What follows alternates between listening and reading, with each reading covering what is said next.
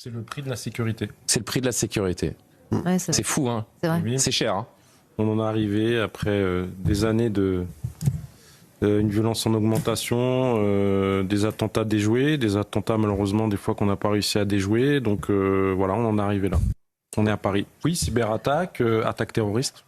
Et puis je sais pas quelle définition donner aujourd'hui, une attaque d'un militaire, enfin attaquer un militaire ou attaquer un policier, mais on va nous dire qu'il est psychologiquement instable parce que en ce moment c'est la mode, c'est presque coutume. Donc je sais pas comment appeler ces attaques-là maintenant, mais en tout cas oui, délit de droit commun, ultra gauche, militants radicaux écologistes. Enfin il y a beaucoup de menaces. Hein. On est dans un état de droit plus. Donc c'est vrai qu'on voit, parce que vous parliez de Barcelone tout à l'heure, mais excusez-moi du peu, on voit des choses il y a des choses qui se passent à Paris, qui ne se passent pas à Barcelone. On a mis tout un système logistique en place et c'est beaucoup de travail. Hein, même, alors c'est sûr que c'est les collègues qui prennent le plus et je leur souhaite encore bon courage. Mais même au niveau syndical, au niveau du dialogue social, au niveau logistique, il faut voir tous les appels qu'on a de collègues. Ouais. Bien sûr, oui, bien sûr. Il y a des repas qui sont prévus. À la dernière minute, on vous dit lui, le collègue nous appelle. Moi, j'ai pas eu de repas. Voilà, donc il faut trouver parce que vous rappelez des collègues.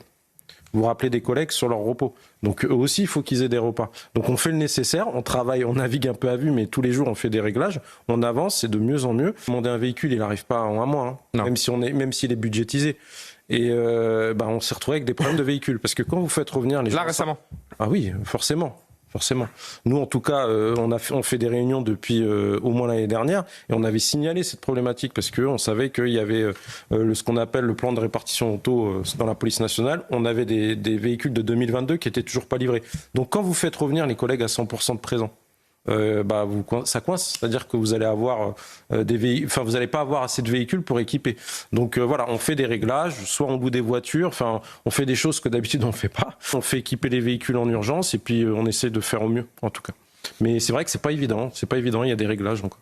Mais on a besoin, c'est plus facile pour nous de travailler avec quelqu'un qui était là depuis le début qu'un nouvel arrivant qui connaît pas le ministère de l'Intérieur, qui sait pas comment fonctionne l'APP. Là, on vient, ça peut être même chaotique. Ça aurait été perturbant. Ça aurait été très perturbant pour les policiers. Des gens qui font des selfies avec les policiers. Oui. Des gens qui discutent. Et là, on voit... Ça se passe bien d'ailleurs avec la population. Je pense que certains cadres, là, de la LFI... je vous le dis franchement, ils l'ont mauvaise. Voilà, je pense qu'ils l'ont mauvaise en fait. Et moi, c'est des images qui me font plaisir. Les policiers français, d'ailleurs, j'ai pas posé la question, le rapport à la population là ces derniers jours, les contrôles, les gens qui sont embêtés pour aller d'un endroit à un autre. Ils vous le font ressentir ça? Ils vous le font ressentir ou pas? Oui, et je voulais rebondir par rapport à ce que vous disiez tout à l'heure, par rapport au fait que les femmes ou hommes se sentent sécurisés. Même nous, ça nous fait plaisir en fait. Oui. Ça nous fait plaisir parce qu'on voit des gens qui nous sourient. C'est gratifiant. On les empêche. C'est vrai. On les empêche de passer, mais ils savent qu'on fait notre travail. Et ça, c'est... Vous savez, nous, ça vient d'en haut, qu'on est rentré dans la police, c'est pour être utile à la société. C'est vrai. Et il y en a qui essayent de ternir notre image, et je trouve que ces derniers temps, les gens ont compris que c'était un enjeu sécuritaire important et qu'on était là pour eux, en fait. Je tiens à saluer au passage les services de renseignement intérieur, les services de renseignement territoriaux qui font un travail énorme. On parle souvent d'eux, mais on sait...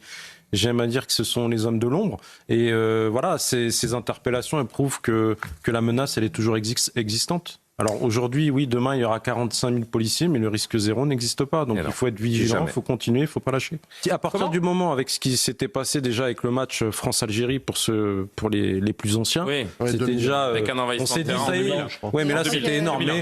Mais je ne pensais pas que à notre époque, vu l'image que ça a donné... Comme a dit le sélectionneur argentin qui a réagi, qui s'en est offusqué, Javier Mascherano, c'est pas un match de quartier, c'est les Jeux Olympiques, là. C'est pas normal, en fait, des envahissements de terrain. On n'est pas au stade de je ne sais où, en fait. Non, mais vous avez vu encore l'âge de... Enfin, voilà, on a vu une image, regardez, c'est des gamins. Et donc, je sais pas, c'est une question encore peut-être d'éducation. Je comprends pas qu'on donne une image alors que le peuple marocain a quand même...